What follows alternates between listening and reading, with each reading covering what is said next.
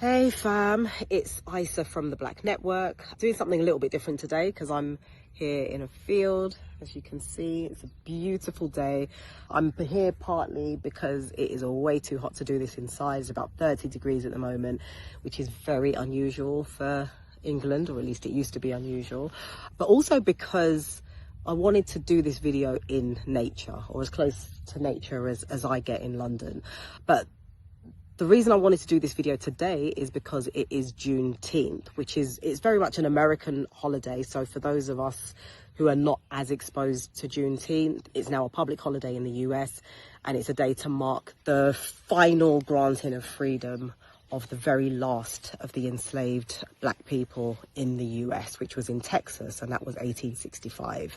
And what basically happened was that the government forces came to Texas looking to enlist former enslaved people, and they found that they were still actually enslaved. This was 2.5 years after the Emancipation Proclamation. So this was how the slaves found out that they were free. It was not an easy process. It wasn't, the slave owners didn't just let them go. Those that tried to exercise their freedom were subject to horrendous brutality, as they possibly were, or more than likely were, before that announcement. They were brutalized and they suffered terribly. So they still had to fight to actually experience and exercise that freedom. And I think that is the reason that I wanted to really mark this occasion, because as much as it's not so well known outside of the US, I feel like it really resonates with a lot of what's happening out there in the world right now, but also with what's happening with us as black people and what has always happened with us. So whether your ancestry was enslavement of your ancestors in the Americas or in the Caribbean, whether it was colonialism, again in the Caribbean and in Africa and in other parts of the world, we have generally been oppressed as peoples. But what always seems to be the case is even when we're granted our freedom or we're granted our independence, it's not really freedom, it's not really independence. And I think when you compare that to what's happening today, when you look at the fact that the rest of the world is now being exposed to the fact that we're not the free that we were told we were, where we kind of knew this, but there was a lot of gaslighting of our experience for many, many decades, the rest of the world is now starting to actually feel what that freedom but not free feels like, and the fact that it even exists. And of course, this is a week where, for the first time in my lifetime that I can think of, we're genuinely discussing potential imminent nuclear war, which is nuts. And it seems that certain people have a very strong will for things to go this way for whatever reasons or agendas that they have. But then with that would probably come even more economic hardship, even more stress, even more anxiety, as if they haven't given us enough already.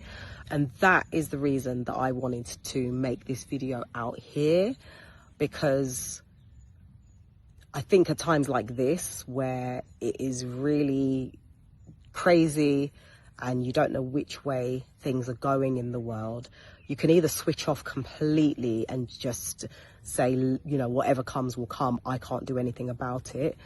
Or you can become really anxious and worry and panic about things that are outside of your control. But I feel like there is a middle ground. And, you know, a lot of people talk about the circle of control. A lot of people talk about, you know, focusing on the things that you can control. And I'm a massive believer in that. There are some things that are out of your control that you just have to really work to not let stress you, and take control of the things that you can. And I think when it comes to the conversation and the subject of freedom, for me, the only true freedom that exists is mental freedom, because your body can be imprisoned, your body can be enslaved, but no one on earth can enslave your mind without your consent, without you letting them. Now, some people have their minds enslaved or imprisoned and they don't know. You're fed propaganda your whole life and, you know, you believe everything that you're surrounded with. It is a natural reaction. But when what you're being told doesn't align with the reality that you're seeing and feeling all around you, then that's your mind telling you to wake up, really. That's your mind telling you to take control of the narrative rather than just go with the narrative that you've been fed.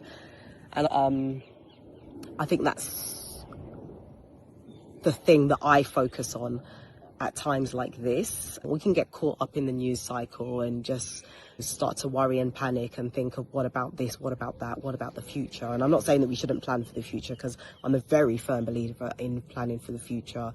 But what I would say more than anything is protect your mental freedom, and remember that your mental freedom is where the true power lies. Because when you look at people like Ibrahim Traore, of course I'm going to talk about Ibrahim Traore, but you look at people like Ibrahim Traore, you look at the other Sahel leaders, you look at Iran and the way they've surprised Israel with their counterattacks and the power and impact of their counterattacks, it makes you realize that the world is not just what we're told it is. It's not the way that it has been designed. This is the real world. It's not necessarily the construct that we have been fed to believe is the only thing that you should aspire to be in. This is the real world. This is God-given. This is ours. This is our heritage and our birthright, not given to any one people or any one ethnicity or any one family. It's just ours, the peoples of Earth. So I think that's something that we should always bear in mind when we think about our circle of control. Our circle of control is a lot bigger than we think it is, because it's not just the confines and the constraints of the societies that we are in. It's the bloody world. It's the world. We can always find a way. We always have found a way. And I think we always will find a way. But what's important is to dream big, is to create in your mind, because that's where your true freedom exists. So don't limit your mind, don't limit yourself mentally or creatively. Think big, dream big. Don't put limitations on what you can do, because your circle of control is huge if you will let it be. And that's regardless of your circumstances.